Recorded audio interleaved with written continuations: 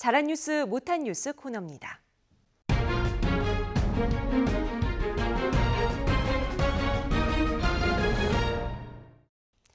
김나정 시청자평가원과 송태엽 YTN 해설위원 나와 있습니다. 안녕하세요. 네, 안녕하세요. 네, 먼저 숙명여고 쌍둥이 자매 측이 퇴학 절차 진행에 반발하고 있다라는 뉴스를 잘한 뉴스로, 그리고 반대로 술 마시는 청소년 많다 금주구역 추진, 이걸 못한 뉴스로 평가하셨는데요. 자세한 내용 전해주시죠.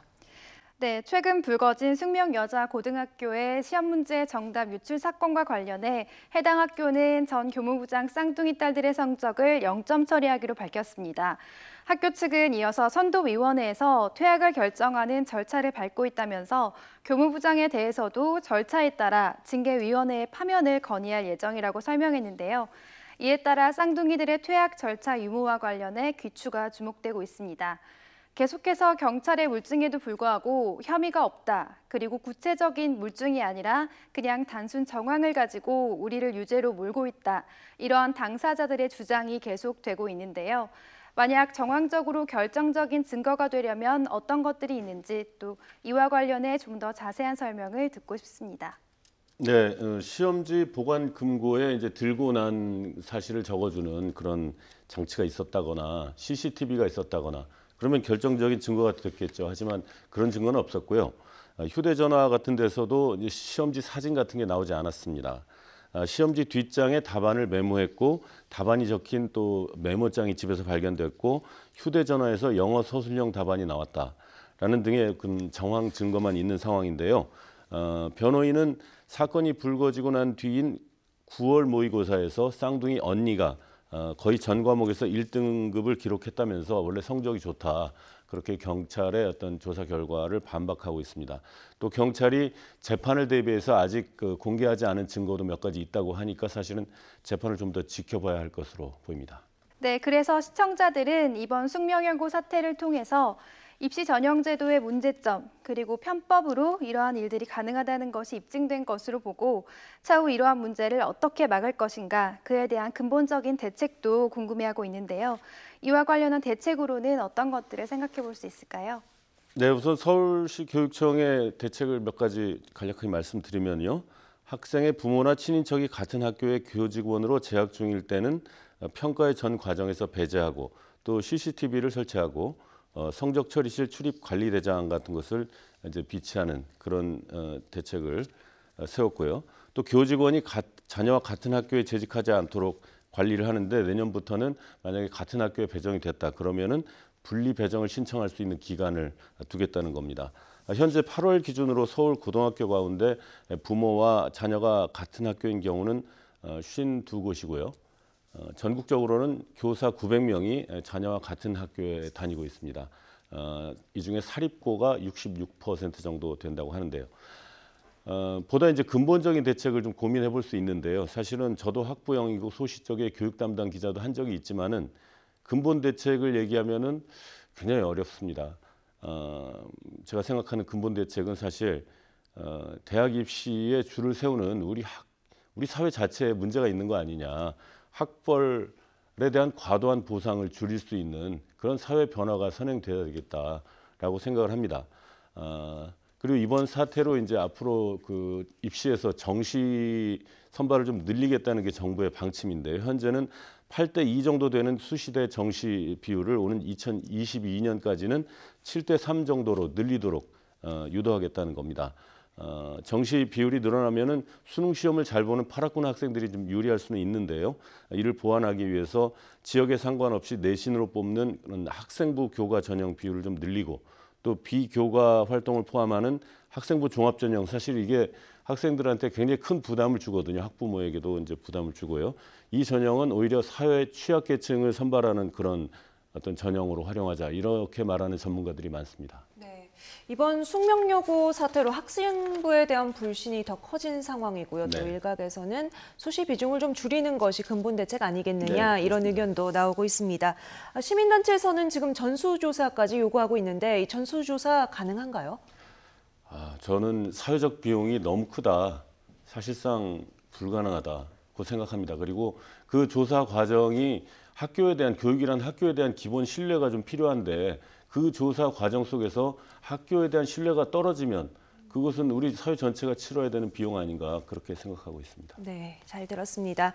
그리고 김나정 평가원은 술 마시는 청소년 많다, 이 금주구역 추진과 관련된 보도가 구체적인 문제 제기가 없이 단순한 사실만 전달한 데 그쳤다라는 평가를 하셨는데요. 자세히 좀 설명해 주시죠. 네, 정부가 공공기관과 의료기관 또 아동 청소년 시설을 금주구역으로 지정하는 등 음주 피해 예방에 나선다고 밝혔습니다.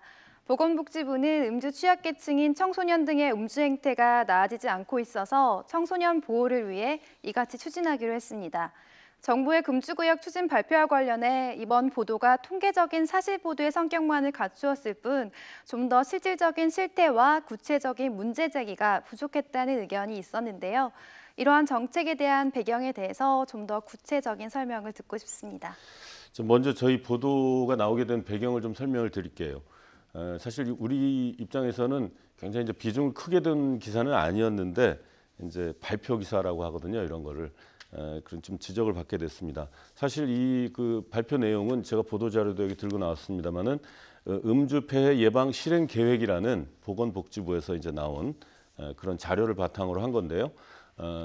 이 자료는 이제 사실 청소년만을 대상으로 한 것이 아니고 전체 우리나라 전체의 어떤 음주 문제를 어떻게 개선할 것이냐 이런 내용인데 그 중에서 청소년 문제가 좀 심각하다 이렇게 생각하고 기자가 초점을 잡아서 이제 쓴 기사 내용입니다.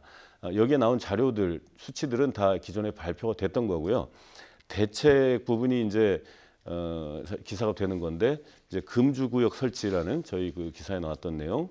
또 주류 광고에 대한 제한을 강화한다. 그 부분도 나왔죠. 또 알코올 의존을 줄이기 위해서 각종 그 보건 대책을 마련한다. 이런 것들이 이제 주 내용입니다.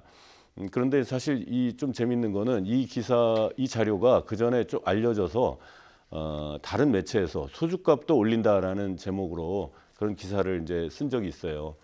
왜냐하면은 이제 그 여러 내용 중에서 알코올 세금 등을 통해서 술값을 올린다 이런 내용도 있거든요. 정부가 5년 단위로 국민 건강 증진 계획이라는 것을 이제 수립해서 추진을 하는데요. 이번 계획은 2016년부터 시작됐고 5년 단위니까 이제 뭐 2020년까지 지속이 되겠죠. 그 계획 중에서 알코올 관련 대책이 들어 있는데 실행이 사실 매우 미흡했습니다. 그래서 세계보건기구가 9월에 세이퍼라는 5가지 전략을 중심으로 한 어떤 자료를 내놓았는데 여기에 대해서 일종의 이제 액션 플랜을 만든 거죠. 우리 정부가. 세이퍼를 간단하게 말씀드리면은 영어로 되어 있는데 좀 우리말로 표현을 하겠습니다.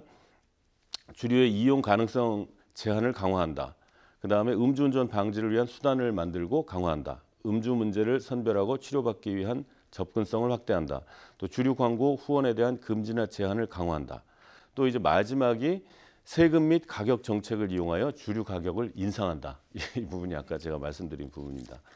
술에 대한 접근 이 부분을 좀 줄이도록 하자. 이 부분에 초점을 맞춰서 쓴 기사였습니다. 네, 또 청소년 음주와 관련한 대책 보도가 우리나라 전 연령에 대한 금주 방안으로까지 확대된 부분은 청소년 음주라는 주제에서 다소 벗어나서 정부 대책에 대한 의도와 방향을 명확하게 이해하기 어렵다는 의견도 있었습니다. 이번에 정부가 내놓은 금주구역 추진 방안의 의도와 실효성에 대해서 구체적으로 다시 한번 말씀해 주시기 바랍니다. 네, 아까도 말씀드렸지만은 음주 폐해 예방 실행 계획은 청소년만을 대상으로 한 건 아니고요. 청소년 음주가 가장 큰 문제여서 기자가 강조를 한 거고요.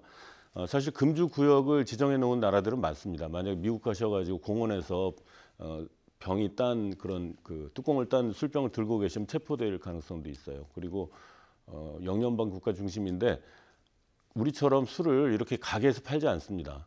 대부분 전문 그 상점에 가서 사야 되고요. 심지어 스리랑카 같은 것도 그런 것으로 기억이 됩니다. 공공장소 음주 제한에 대한 어떤 국민적 지지도는 상당히 높은 편입니다. 그래서 아마 이제 큰 반발은 없을 것 같고요. 이걸 하려면은 이제 국민건강증진법을 고쳐야 되고요. 또 각 시군 단위까지도 조례를 통해 가지고 공원에서의 음주 금지 이런 것들 좀 의결을 해야 됩니다. 네, 잘 들었습니다. 지금까지 YTN 보도 가운데 잘한 뉴스 그리고 못한 뉴스에 대해서 이야기를 나눠봤습니다. 김나정 시청자 평가원과 송태호 YTN 해설위원이었습니다. 두 분 오늘 나와주셔서 고맙습니다.